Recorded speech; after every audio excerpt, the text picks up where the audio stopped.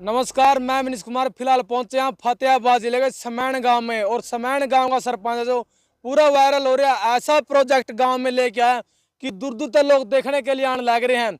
जहां पर मैं खड़ा हूं, ये तालाब है, और इस तालाब में आज इतनी गर्मी पड़ने लग रही है, तालाब के तालाब सूखने लग रहे हैं। हर किसी को छाम चाहिए, अच्छा चाहिए, पेड़ पौधे चाहिए हैं, लेकिन सरपंच ऐसा प्रोजेक्ट लेके आया है। तो सरपंच ने 2000 पक्षियों के रहने के लिए मकान बना दिया, और मकान ऐसा बना दिया है हर कोई देखने के लिए आओ इसने। और इसका जो काम चल रहा है, सरपंच का कहना है कि ऐसा दृश्य बनाया जाएगा, बिल्कुल साफ पानी डाला जाएगा। और अभी भी काम चल रहा है कि इनका दाना भी डाला जाएगा, पानी है जो तालाब भरा जाएगा साफ पानी का, तो पीने के लिए पानी भी होगा, और चारों तरफ पेड़ पौधे लगाए जाएंगे। तो सरपंच साहब ने अपने गांव का नक्शा जो बदलने का काम किया है, और ऐसा प्रोजेक्ट लेके आए हैं। 2000 पक्षियों का जो मकान बना दिया है, इसकी अच्छी हाइट भी है, और तालाब के बीच में है ये। इसके चारों तरफ चौंतरा बना काम चल रहा है, और भी काम है जो इसको होना है। तो सरपंच साहब से बात करांगे। सरपंच साहब राम राम। राम राम जी। सरपंच साहब, आपके गांव में जो दृश्य देखा, तालाब के अंदर काम चल रहा है, तो किस तरह था आपका मन में आई, कहाँ आपने देखा था, किस तरह विचार किया आपने? ये जब हम बच्चे होते तो देखते थे गांव में बहुत से पशु पक्षी रहते थे। अब जो बड़े पेड़ होते थे पेड़ खत्म हो गए हैं, तो पक्षियों के लिए चीज बनाने का मेरे मन में आया कि ताकि तालाब के बीच में बनाए, ताकि पानी की भी समस्या ना रहे। और यहाँ एक 30 बाई 30 का हम इसके नीचे चारों तरफ चबूतरा बनाएंगे, चौंतरा, जिसके ऊपर लोग दाने डाल लेंगे, और पक्षियों को रहने के लिए घोंसले बनवाए हैं। मतलब रास्ता बनाओगे आप यहाँ पर आने का हाँ, लोगों का? गाठ जैसे पिलरों के ऊपर से रास्ता आएगा इसके ऊपर, और जिससे लोग आएंगे पक्षियों के लिए दाना डाल देंगे, और पानी तालाब के अंदर रहेगा, ताकि पक्षियों को किसी प्रकार की दिक्कत ना हो। पक्षी बेचारे रहने के लिए जगह ही नहीं है उनको, इसलिए पक्षी लुप्त होते जा रहे हैं।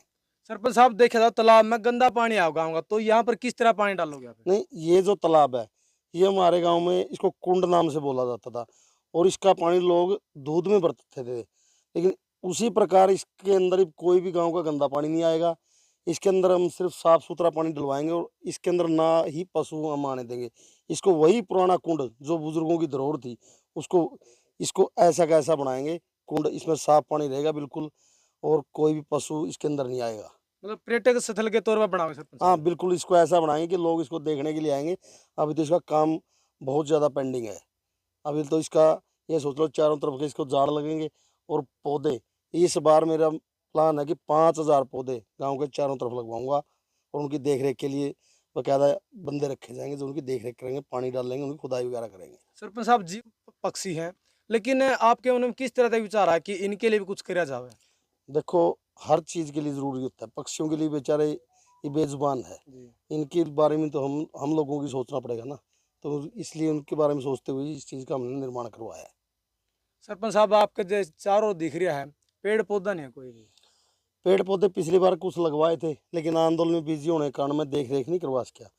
इस बार 5000 पौधे लगवाएंगे। हर साल 3 साल पेंडिंग है, 4 साल पंचायत के।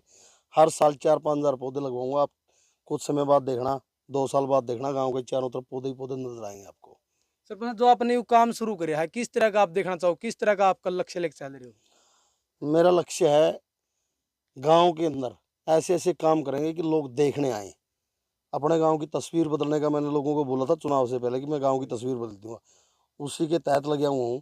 गांव के अंदर ऐसे ऐसे कार्य करने हैं कि लोग देखने, जैसे पुरानी धरोहर थी, कुआं यहाँ से दिखाई दे रहा है। ऐसे ऐसे और भी जितने कुएं हैं। कुआं भी आपने बनवाया? हाँ, कुआं भी हमने बनवाए।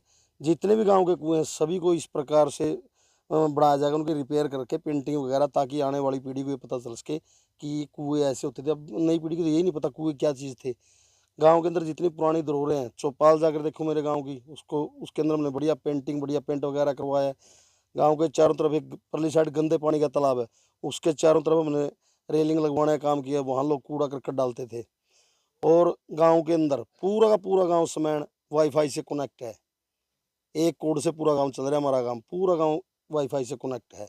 उसमें कुछ पंचायत की तरफ से? पंचायत की तरफ से उसमें कुछ कमियां बाकी रह रही है, वो 1-2 दिन में लगे हुए हैं। 17-18 और डिवाइस लगनी बाकी है। एक आधी जगह रेंज की दिक्कत है।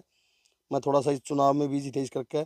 और हमारे गांव के अंदर डेली हर गली के अंदर ट्रैक्टर जाता है। 2 ट्रैक्टर हमने कूड़े के लिए लगवाए हैं, जो घर घर जाते हैं और आवाज़ करते हैं, ताकि लोगों को कूड़ा उस ट्रैक्टर में डाल दे। मतलब और गली में सफाई रहे। गलियों में सफाई रहे। ये पॉलिथीन वगैरह गलियों में फिरते हैं, तालाबों में जाते हैं, पानी को दूषित करते हैं। हर प्रकार से अपने गांव के अंदर, ये तो सरकार ने 1 साल खराब कर दिया, मेरा आंदोलन में लगे हुए थे, ना अधिकार थे पंचायतों के पास। अब धीरे धीरे हर चीज़, स्वागत द्वार नहीं है मेरे गाँव, इतना बड़ा गाँव है, अब स्वागत द्वार बनवाएंगे, मेन बस स्टैंड बनाएंगे।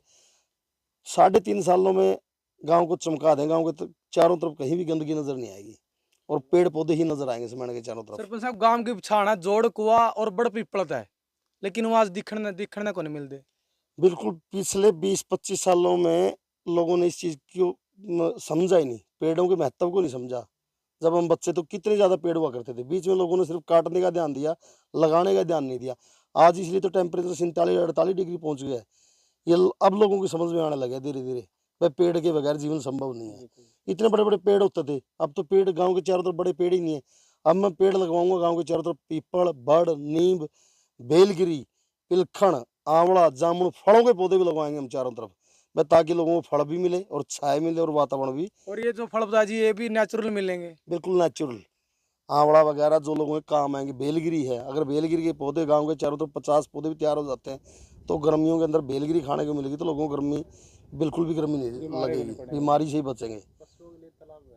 पशुओं के लिए तालाब है, परली साइड है, इसके परली साइड है पशुओं के लिए तालाब, परली साइड गंदे पानी का तालाब है, चारों तरफ तालाब है गाँव के बड़े बड़े पशुओं के लिए। हर प्रकार से गाँव में हर चीज़ का सुधार करेंगे। तो जी आपने जो पशुओं के लिए तालाब अलग से बनवाया, ये तालाब सिर्फ वो ऐसे बना कि हाँ देखने के लिए या फिर गांव की शान के लिए? ये पहले भी था, इसमें पशु नहीं लोग जाने देते। इसके अंदर हमारे बुजुर्ग, कोई इसके अंदर चपली लेकर भी अंदर नहीं जाता था, इतना साफ पानी था।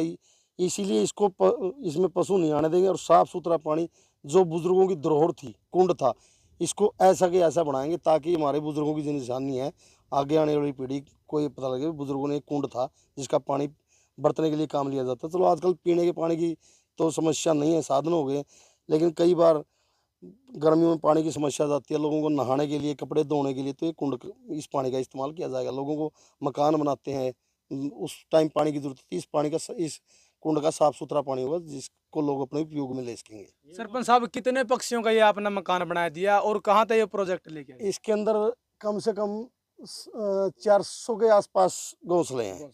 पक्षी और कितने आ जाएंगे जी? ये देखो भी 400 घोंसले तो 400 पक्षी आ गए। हम देखेंगे अगर इसमें हमको ठीक लगा तो गांव के चारों तरफ और बनवाएंगे। ये कोई गुजरात की कंपनी है, एक बंदा है, उसका नंबर लिया था मैंने, ये पहले फतेहाबाद के शिवपुरी के अंदर बनवाया था। ये सारा जो मटेरियल है गुजरात से आया है, उन्हीं की लेबर थी, वही सारा कंप्लीट करके गए हैं इसको। कितनी हाइट है जी इसकी? इसकी हाइट जमीन से लेकर ऊपर तक 60-65 फुट के करीब हाइट है इसकी।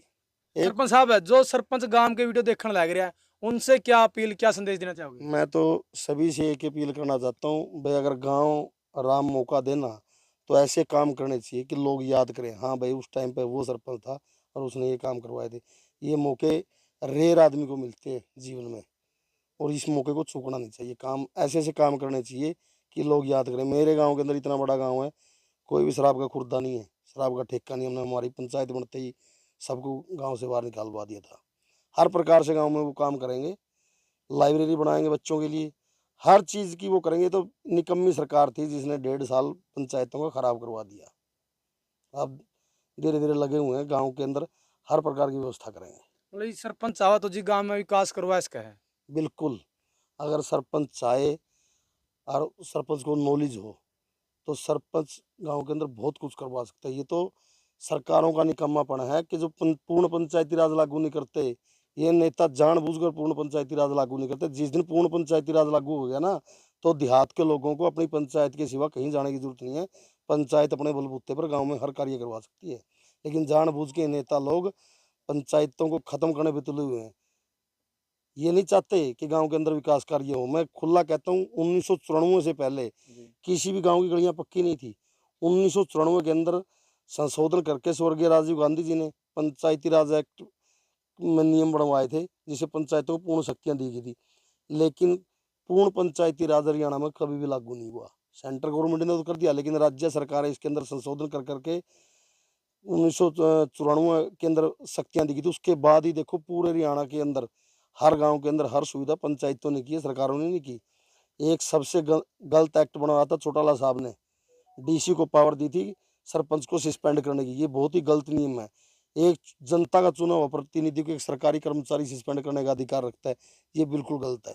हम कोशिश करेंगे कि मौजूदा सरकार से भी, आगे आने वाली सरकार से भी बात करेंगे कि ताकि इस एक्ट इसमें संशोधन किया जाए और इस प्रकार के जो गलत निर्णय लिए, गलत वो किए हुए हैं, इनको हटाया जाए। ठीक है सरपंच, धन्यवाद। तो सरपंच साहब से बात करी है, गांव समैण के अंदर है जो गुजरात से ये प्रोजेक्ट लिया गया है और जो पक्षियों के लिए 400 है जो घोंसले पक्षियों के लिए बनाए गए हैं और तालाब के बीच में बनाए गए हैं। ये तालाब है जो अभी काम चल रहा है, अगर काम पूरा होगा तो एक देखने लायक दृश्य है, क्योंकि चारों तरफ इसमें पेड़ पौधे लगाए जाएंगे और साफ सुथरा पानी भी रह जाएगा। यहाँ पर चौतरा बनेगा ताकि गाँव राम के लोग है जो पक्षियों के लिए दाना डाल कर जाए और पक्षी अपना दाना भी चुग ले आराम से, और तालाब में पानी भी होगा अच्छा और पेड़ पौधे होंगे चारों तरफ।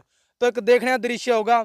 जितने भी गांव के सरपंच देखा है उनसे भी अपील है कि आप भी अपने गांव में कुछ ऐसा करो, पशु पक्षियों को बचाने का आप काम करो, क्योंकि आजकल पक्षी देखने को नहीं मिल रहे, पेड़ पौधे नहीं है। और आज जो टेम्परेचर है, आज भी 47 से 48 डिग्री टेम्परेचर हो रहा है, नहीं इतना टेम्परेचर कभी नहीं आ रहा, क्योंकि पेड़ पौधों की कमी है।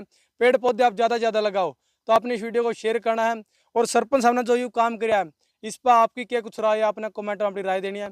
मिलेंगे अगली वीडियो में। जय हिंद, वंदे मातरम।